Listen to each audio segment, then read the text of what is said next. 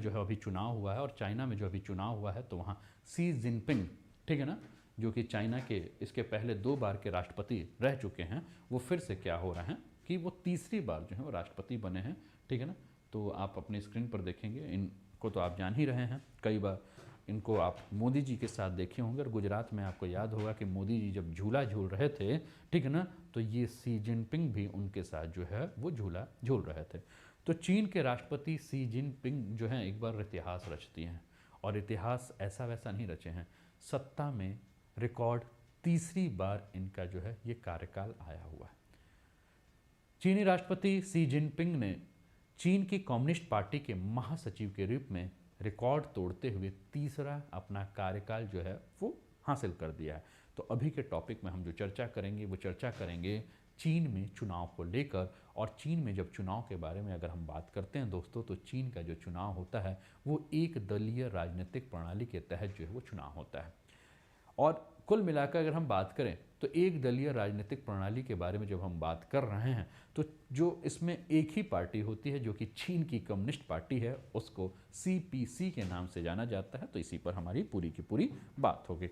जब हम सीपीसी के बारे में अगर हम बात कर रहे हैं दोस्तों, सीपीसी क्या है, तो सीपीसी जो है एक कैडर आधारित पार्टी है। और आपके स्क्रीन पर जो ये झंडा देखने को मिल रहा है ना, क्या है, हंसिया और हथौड़ा आपको देखने को जो मिल रहा है, तो ये हंसिया हथौड़ा आप भारत में भी देखोगे तो आपको ये हंसिया हथौड़ा वाला जो है वो देखने को मिलेगा। तो ये चीन की कम्युनिस्ट पार्टी है जिसको कि हम सीपीसी कह रहे हैं। और सीपीसी के बारे में हमने क्या कहा कि सीपीसी क्या है, एक कैडर आधारित पार्टी है और इसके नेता जो हैं वो चीन के राष्ट्रपति के चुनने के लिए केवल सदस्य ही जो है, मतलब इसके जो सदस्य होते हैं, किस कैडर के जो सदस्य होते हैं वही क्या कर सकते हैं, चीन के राष्ट्रपति के चुनाव की जो प्रक्रिया होगी उस प्रक्रिया में भाग ले सकते हैं।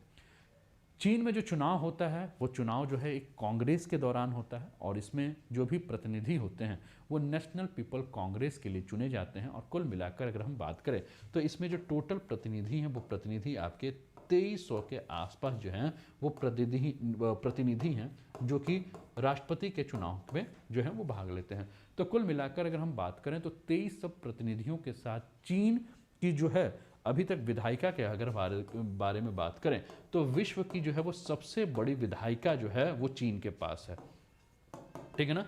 विश्व की सबसे बड़ी विधायिका किसके पास है, तो विश्व की सबसे बड़ी विधायिका जो है वो आपको चीन के पास जो है वो देखने को मिलेगी। लगभग कितने प्रतिनिधि आपको देखने को मिल रहे हैं, लगभग 2300 प्रतिनिधि आपको देखने को मिल रहे हैं, है ना। तो ये आप थोड़ा सा ये पार्टी कॉन्सेंट्रिक सर्कल देखिए, ठीक है ना। आप देखिए ये पूरा चीन का है।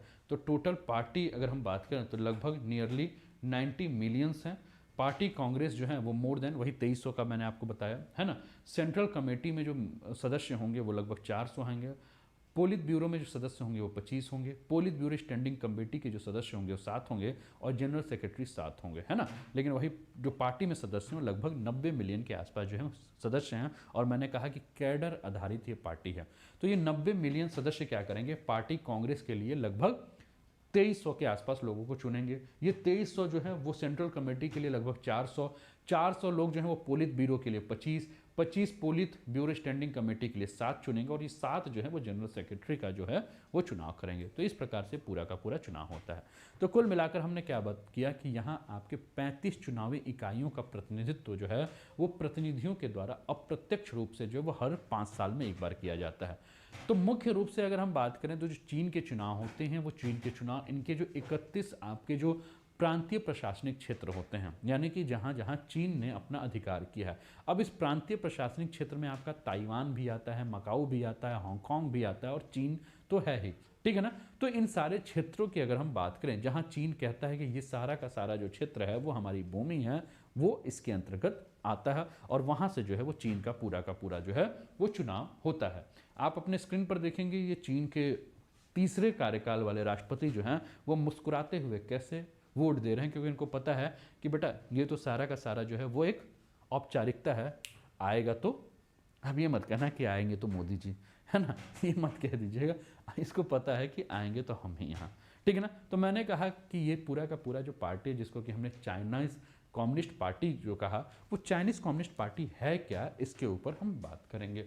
तो चाइनीज़ कम्युनिस्ट पार्टी क्या है, इसके ऊपर अगर हम बात करें दोस्तों, तो आप अपने स्क्रीन पर ये चाइनीज़ कम्युनिस्ट पार्टी का जो है वो झंडा जो है वो देख रहे हैं, है ना। अब जो झंडा देख रहे हैं आप चाइनीज़ कम्युनिस्ट पार्टी का, तो चाइनीज़ कम्युनिस्ट पार्टी में मैंने कहा कि टोटल 90 मिलियन के आसपास जो है वो सदस्य हैं। 90 मिलियंस का मतलब होता है 9 करोड़ से अधिक जो है वो कैडर के सदस्य हैं, जो कि पार्टी के पिरामिड, जो कि मैंने अभी आपको स्ट्रक्चर जो दिखाया था पिरामिड वाला, जिसमें सबसे नीचे आपको 90 मिलियंस लोग यानी कि 9 करोड़ लोग और सबसे ऊपर आपको जनरल सेक्रेटरी एक नज़र आ रहा था, ठीक है ना। तो ये कुल मिलाकर एक पिरामिड के रूप में जो है एक संगठनात्मक ढांचे का जो है वो तैयार करते हैं।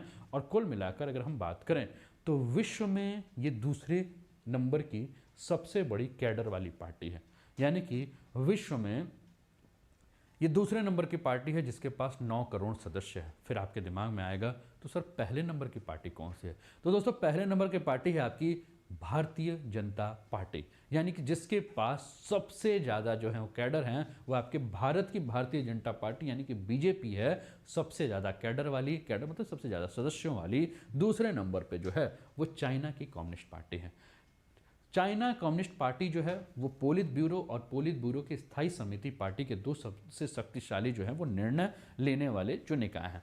अब चीन में जो राष्ट्रपति का चुनाव होता है वो राष्ट्रपति का चुनाव कैसे होता है, तो दोस्तों चीन में जो राष्ट्रपति का चुनाव होता है वो हर 5 साल पर चुनाव होता है, जिसमें चाइना कम्युनिस्ट पार्टी जो है इसके जो भी आपके प्रमुख नीति को निर्धारित करने वाले जो शीर्ष नेता हैं वो क्या करते हैं, अपनी राष्ट्रीय पार्टी कांग्रेस का एक आयोजन करते हैं और इस दौरान जो भी आपके सदस्य होते हैं वो केंद्रीय समिति का जो है वो चयन करते हैं। और इस केंद्रीय समिति में जो है वो लगभग 370 के आसपास सदस्य होते हैं।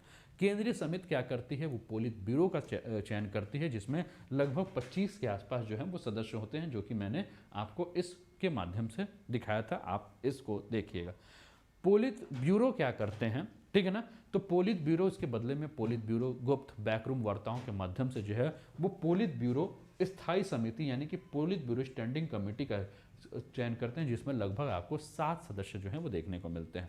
और ये स्थायी समिति जो है वो सीपीसी की शक्ति और नेतृत्व के रूप में केंद्र के रूप में कार्य करती है और इसकी सदस्यता लगभग 5 है, तो कहा जाता है कि लगभग 7 है, तो कहा जाता है कि 5 से 9 के आसपास सदस्य होते हैं। और यही स्थायी समिति जो है वो क्या करती है, एक महासचिव यानी कि जनरल सेक्रेटरी का चुनाव करती है और वही क्या करता है, चीन का राष्ट्रपति बनता है ना। तो कुल मिलाकर आपने ये देखा। तो अभी हम क्या देख रहे हैं कि जो चीन के राष्ट्रपति हैं शी जिनपिंग, वो सत्ता में फिर से अभूतपूर्व तरीके से जो हैं लौट चुके हैं और इनका तीसरा कार्यकाल जो है वो फिर से शुरू हो गया है। यानी कि अगर हम बात करें तो तीसरे कार्यकाल के लिए शी जिनपिंग ने जो है वो फिर से अपना निर्वाचन करा लिया है, फिर से निर्वाचित हो गए हैं। और अगर हम बात करें तो इस सीपीसी पार्टी में जो इसके संस्थापक थे जिनका नाम था माओ त्से तुंग, उसके बाद अगर हम बात करें तो ये पहले नेता हैं कौन, शी जिनपिंग, जो कि सत्तारूढ़ कम्युनिस्ट पार्टी के तीसरे बार अपने कार्यकाल को लेकर जो है उन्होंने